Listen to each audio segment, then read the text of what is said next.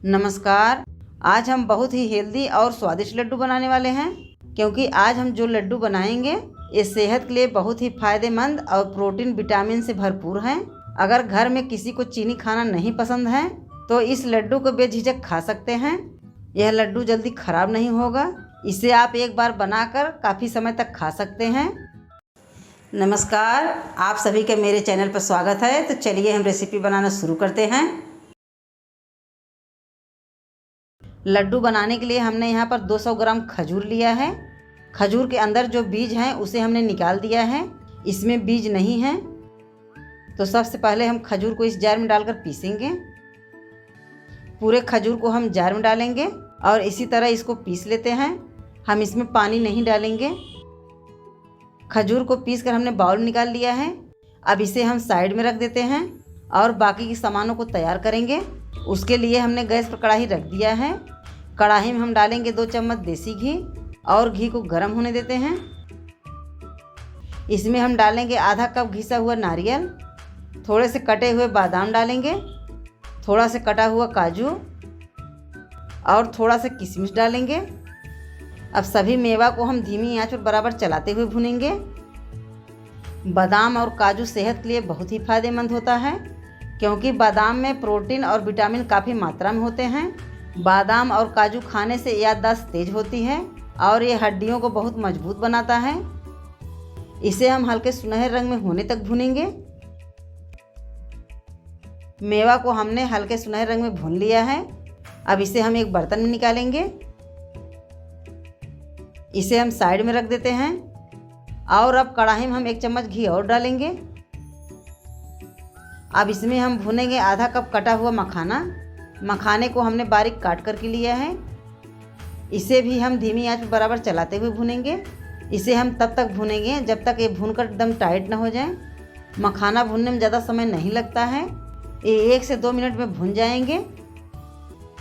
मखाना भी भून गया है। अब इसे भी हम उसी बर्तन में निकाल लेते हैं। अब कढ़ाई में हम 2 चम्मच घी फिर से डालेंगे। अब इसमें हम डालेंगे आधा कप गेहूं का आटा। जिस आटे से हम रोटी बनाते हैं ये वही आटा है।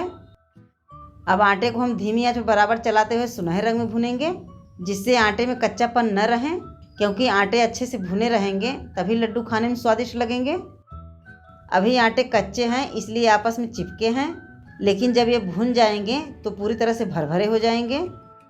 आटे को हम इसी तरह बराबर चलाते रहेंगे। इसे हम चलाना नहीं छोड़ेंगे, जिससे आटे जले ना। अब आटा सुनहरे रंग में भुन गया है। आप देख सकते हैं आटा भुनने के बाद इसका कलर पूरी तरह से चेंज हो गया है। अब इसे भी उसी बर्तन में एक तरफ निकाल लेते हैं। अब कढ़ाई में फिर से 2 चम्मच घी डालेंगे। अब इसमें पिसा हुआ खजूर डालकर भुनेंगे।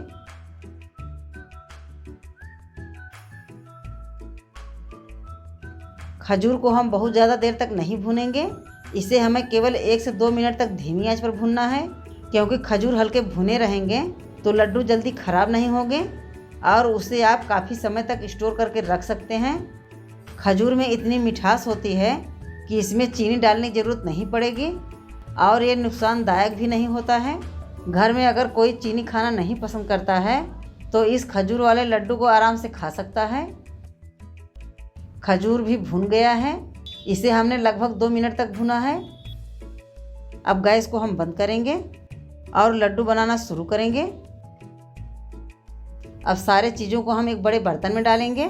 सभी मेवा को हमने बारीक काट करके लिया था, इसलिए हमें इसे पीसने की ज़रूरत नहीं है। इसी तरह हम लड्डू बनाएंगे।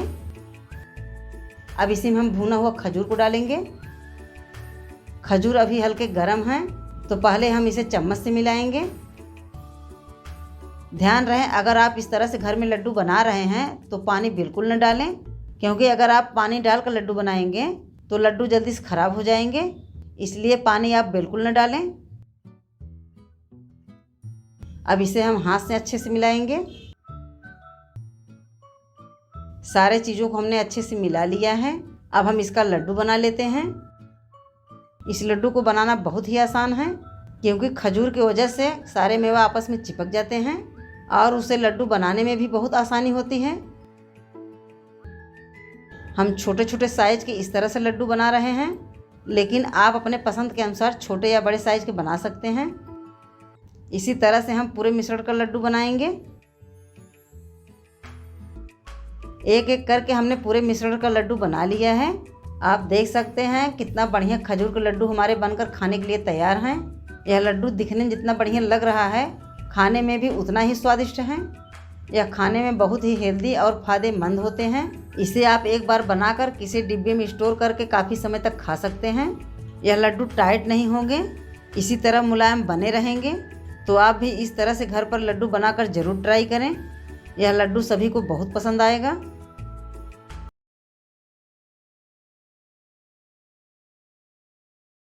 तो सबसे पहले हम मूंगफली को भूनेंगे। पैन में हम पूरे मूंगफली को डाल देते हैं। गैस को हम थोड़ा मीडियम में करेंगे, क्योंकि मूंगफली को हमें मीडियम आंच पर भूनना है। मूंगफली को हम बराबर चलाते हुए तब तक भूनेंगे जब तक मूंगफली अच्छे से भून न जाए, क्योंकि जब मूंगफली अच्छे से भुने रहेंगे तभी यह लड्डू खाने में स्वादिष्ट लगेगा। इसलिए मूंगफली को हमें अच्छे से भूनना है, जिससे इसमें कच्चापन न रहे। मूंगफली अच्छे से भुन चुका है। आप देख सकते हैं अपना छिलका आसानी छोड़ रहा है, यानी कि अच्छे से भून गया है। अब गैस को हम बंद करेंगे और इसे एक प्लेट में निकाल कर रख देते हैं ठंडा होने के लिए। जब मूंगफली अच्छे से ठंडा हो जाएगा तब इसका छिलका हम साफ़ करेंगे, क्योंकि ठंडा होने के बाद मूंगफली का छिलका और आसानी से छूटेगा। जब तक मूंगफली ठंडा हो रहा है तब तक हम आटे को भूनकर तैयार करेंगे। कढ़ाई में हम 1 बड़े चम्मच देसी घी डालेंगे। अब इसी में हम 1 कप गेहूं का आटा डालेंगे। आटे को भी हम मीडियम आंच पर भूनेंगे, क्योंकि मीडियम आंच पर आटे जलेंगे नहीं और अच्छे से भुन जाएंगे। आटे को हमें तब तक भूनना है जब तक इसमें से अच्छी खुशबू ना आने लगे। जब आटा भूनने के बाद इसका कलर चेंज हो जाएगा तो समझ लीजिए आटा भुन गया है। अब आटा अच्छे से भुन गया है। भुनने के बाद इसका कलर चेंज हो गया है और इसमें से अच्छी खुशबू भी आ रही है। अब गैस को हम बंद करेंगे और कढ़ाई को हम उतार कर रख देते हैं ठंडा होने के लिए। मूंगफली ठंडा हो चुका है। अब इसका छिलका हम रगड़ कर साफ़ करेंगे। दोनों हाथों से रगड़ कर हम छिलका इस तरह से पहले साफ़ करेंगे। अगर मूंगफली में थोड़े बहुत छिलके हैं उससे कोई दिक्कत नहीं है। ज़रूरी नहीं कि इसे हम पूरी तरह साफ़ करें। अगर थोड़े बहुत छिलके मूंगफली में लगे हैं तो चलेगा। मूंगफली का छिलका हमने इस तरह साफ़ कर दिया है। अब इसमें से हम थोड़े मूंगफली निकाल कर अलग करेंगे। अब इस मूंगफली को हम साइड में रखेंगे और जो बाकी बचे हुए मूंगफली हैं इसे हम जार में डालकर पीसेंगे। बहुत बारीक नहीं करेंगे, इसे हम दरदरा ही पीसेंगे। मूंगफली को हमने इस तरह से दरदरा पीस लिया है। अब पीसी हुई मूंगफली को हम आटे में डालेंगे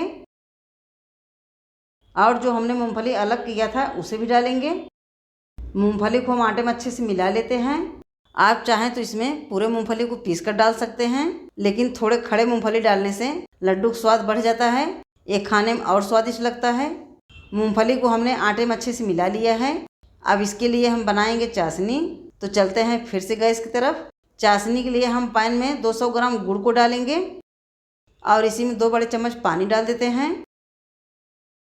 अब गुड़ को हम धीमी आंच पर बराबर चलाते हुए गला लेते हैं। इसमें हमें गुड़ को केवल गलने तक पकाना है, क्योंकि गुड़ की चाशनी ज़्यादा पकाने से लड्डू टाइट बनेगा। इसलिए सिर्फ हमें इसको केवल गलने तक पकाना है।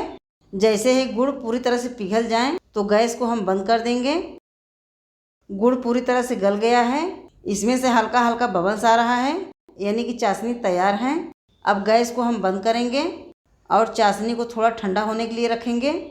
चाशनी हल्का ठंडा होने के बाद अब इसे हम आटे में डालकर मिलाएंगे। अब सारे चीज़ों को हम अच्छे से मिला लेते हैं।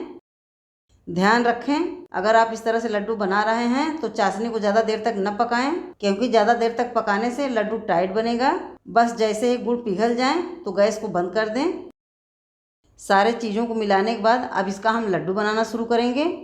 पहले थोड़े से मिश्रण हम हाथ में लेंगे, इसके बाद दोनों हाथों से गोल लड्डू बनाएंगे। लड्डू बनाने के बाद अब इसे हम खसखस में कोट करेंगे। यहाँ पर हमने थोड़ा से भुना हुआ खसखस लिया है, जिसे लोग पोस्ता दाना भी कहते हैं।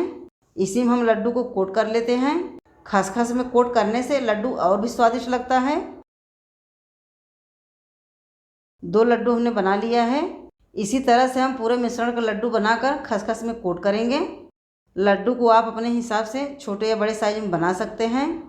ये लड्डू की खासियत यह है कि ये जल्दी ख़राब नहीं होते हैं और ये बहुत फ़ायदेमंद भी हैं। एक बार इसे बनाकर काफ़ी दिनों तक खा सकते हैं। बहुत ही आसान यह मिठाई है। केवल 3 से 4 चीज़ों में आप घर पर आसानी से बना सकते हैं।